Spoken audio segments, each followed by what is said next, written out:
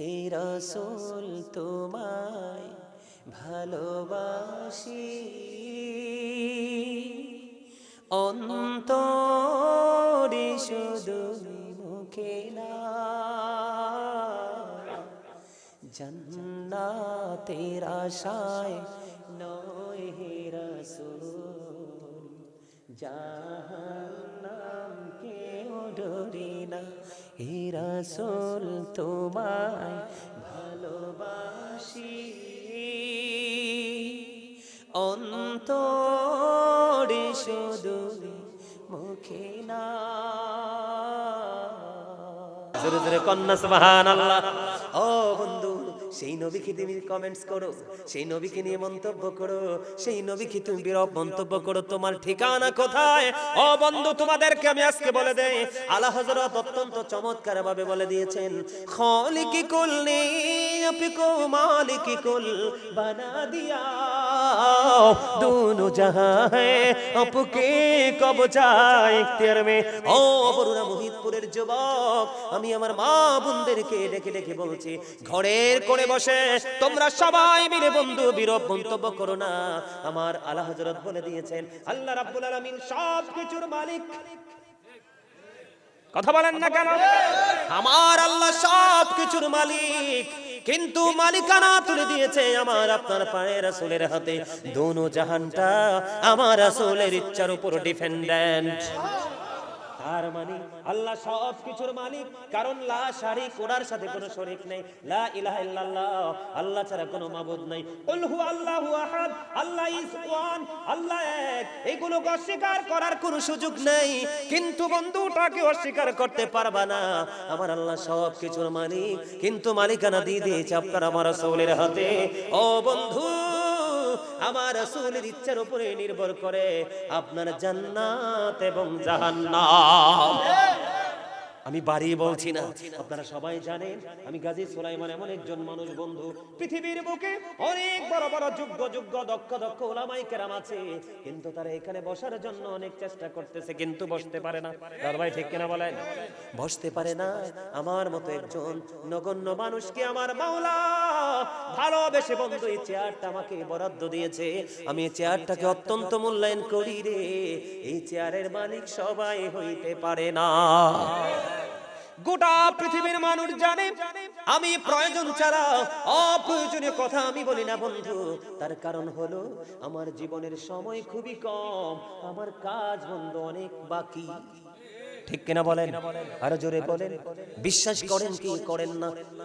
এই জন্য বন্ধু বলে দিতে চাই, আপনারা জানেন কিনা জানি না বন্ধু, আমার নবী যখন সাহাবায়ে কেরামদেরকে নিয়ে মক্কার আকা-বাকা মেঠোপথে যখন হাঁটতো বন্ধু রে, ও বন্ধু, গাছপালা তরুলতা এবং নবীজির কদম মোবারকের নিচ থেকে পাথরগুলো পর্যন্ত আমার নবীকে সালাম দিয়েছে।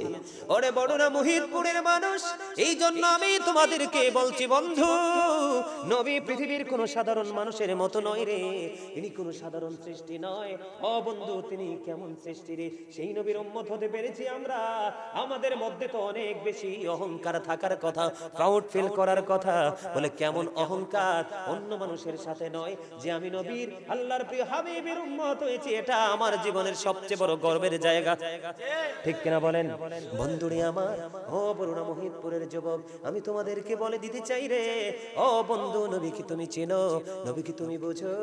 নবী এমন একজন নবীর, নবীকে কেমন করে ভালোবাসতে হয়। আমার নবীজি যখন পৃথিবী ছেড়ে চলে গেল, একটা গাধার নাম হলো বন্ধু আকির। আকির নামক একটা গাধা। ও বন্ধু, নবীজি যখন চলে গেল, নবীজির বিরহ সইতে পারে না। নবীজি চলে গেল, এটা সে কোনোভাবেই বন্ধু মেনে নিতে পারে না। ওই আকির নামক গাধা 3 দিন 3 রাত্র, মতান্তরে 4 দিন 4 রাত্র কোনো খাবার খায় না, কোনো পানি খায় না, কোনো কিছুই সে স্পর্শ করে না বন্ধু।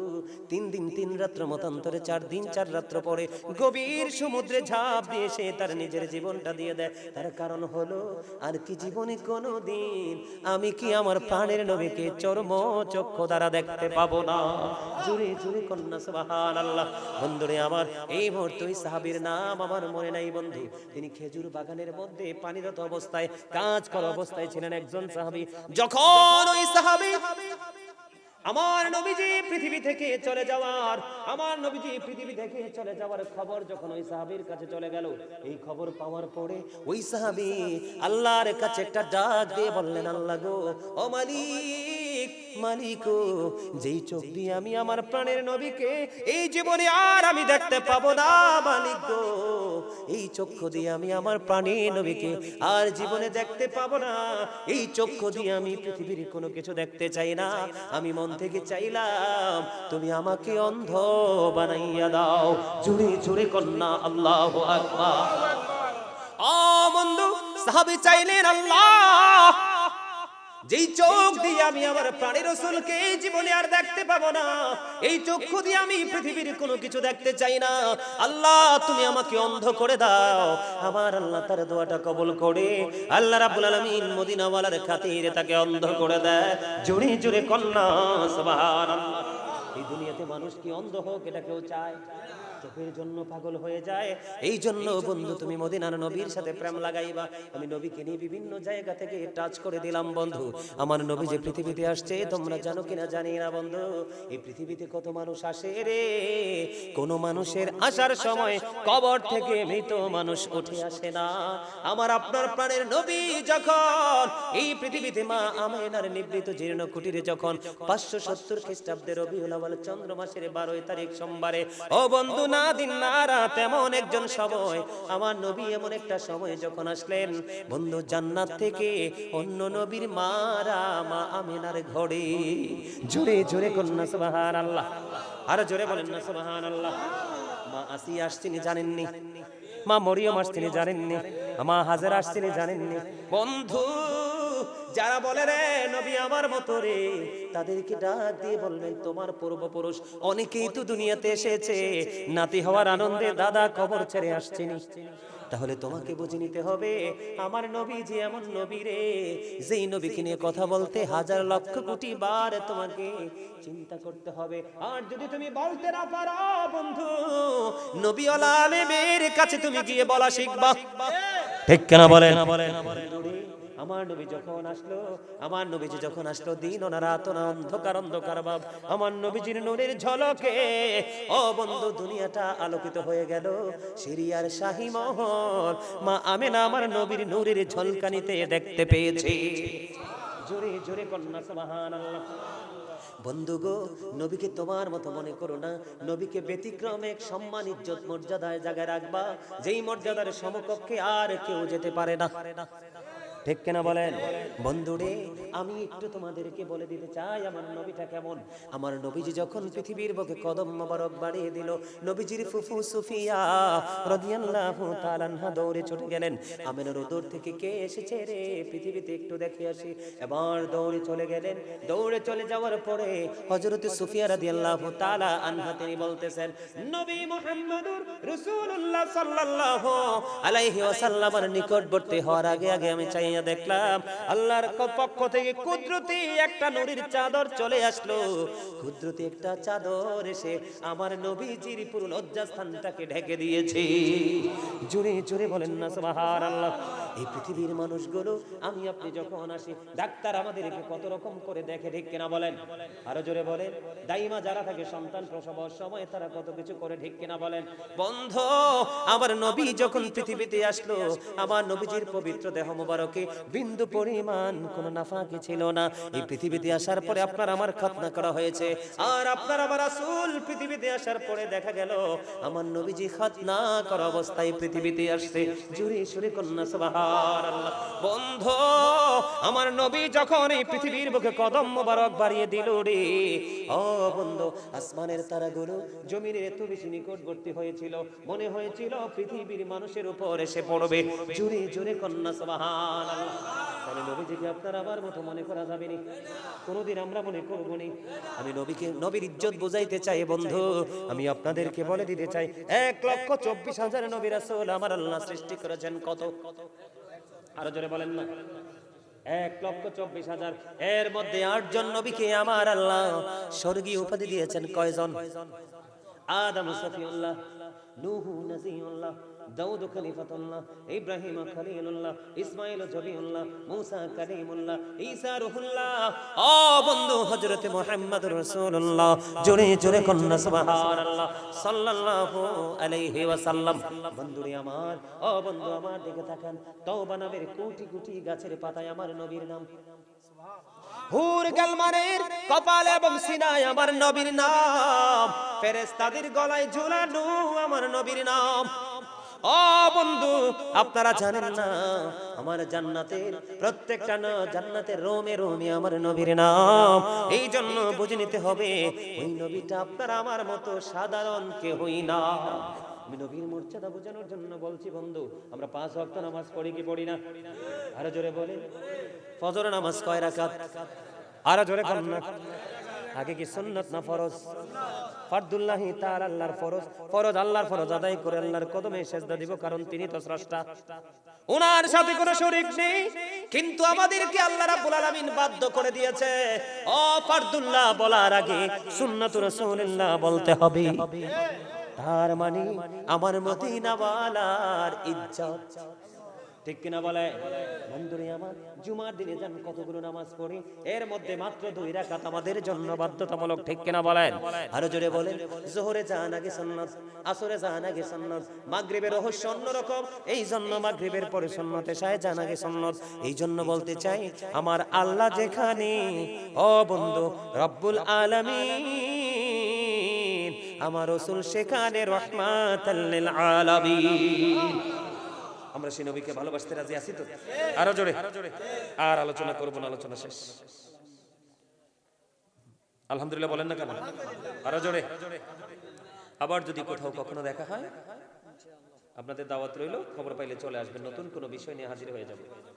ওমা হ্যাঁ, আমি বলে গজল কইতে, ওয়াজের টাইম তো শেষ, আর গজল গাওয়া যাবে না। তাবারুক আসেনি? তাবারুক আছে? বিরিয়ানি না খিচুড়ি? ও মোর খোদা, জেন্টেল তাবারুক। আলহামদুলিল্লাহ। কোন বিরিয়ানি খাইতে মজা লাগে না সাজা লাগে? মজা লাগে। কার কার কাছে? ওমা ওমা, আর এটি হেসা কথা কইতে আসলে ডরা। আচ্ছা, বিরিয়ানি মজা লাগে না কার কাছে? হাত তোলেন। বিরিয়ানি সবাই পছন্দ করে, আর এই বিরিয়ানি হবে ব্যতিক্রম, কারণ ইবাদতের পরে যেটা খাওয়া হয় সেটাকেই বলা হয় তাবারুক। বুঝতে পারছেন? গজল গাইতাম একটা, হ্যাঁ গাইতে হইব। কে কে গজলের পক্ষের লোক? ওমা গো, সবাই। আপনারা কি সবাই আমারে চিনেন? কেমনে চিনেন? মানে কন্টিনিউ আমার ওয়াজ শুনেন, মানে প্রতিদিন প্রতি মুহূর্তে সুযোগ পাইলে আলোচনা শুনেন, এমন কে আছে?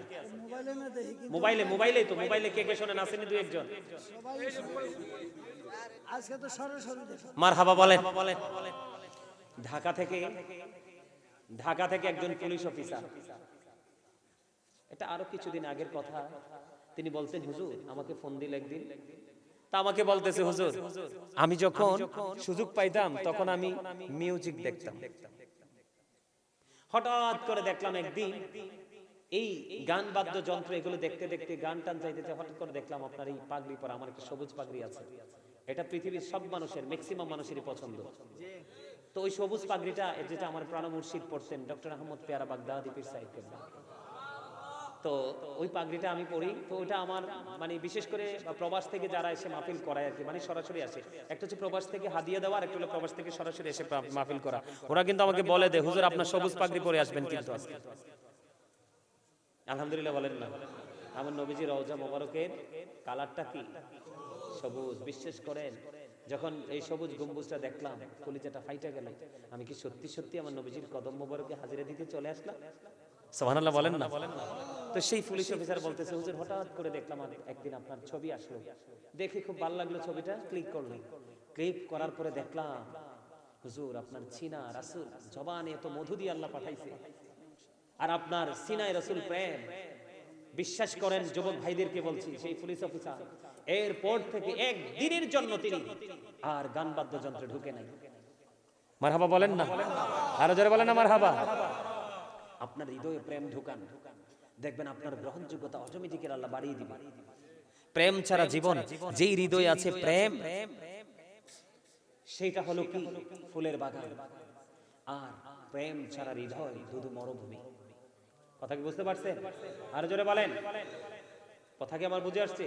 আচ্ছা, আপনাদের পছন্দের আসেনি গজল এক একটা দেখি, বলেন কেউর পছন্দ আসেনি একটা গজল? পছন্দ মতো না গান। আমার পছন্দের একটা গজল, হ্যাঁ।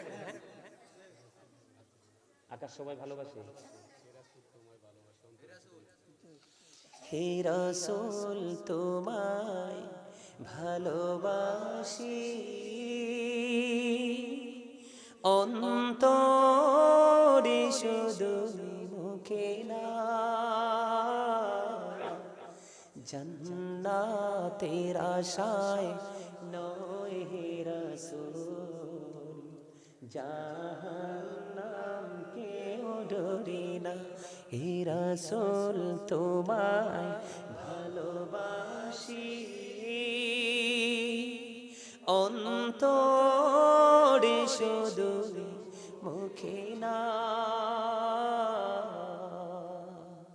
জান্নাতের আশায় নয় হে রাসূল,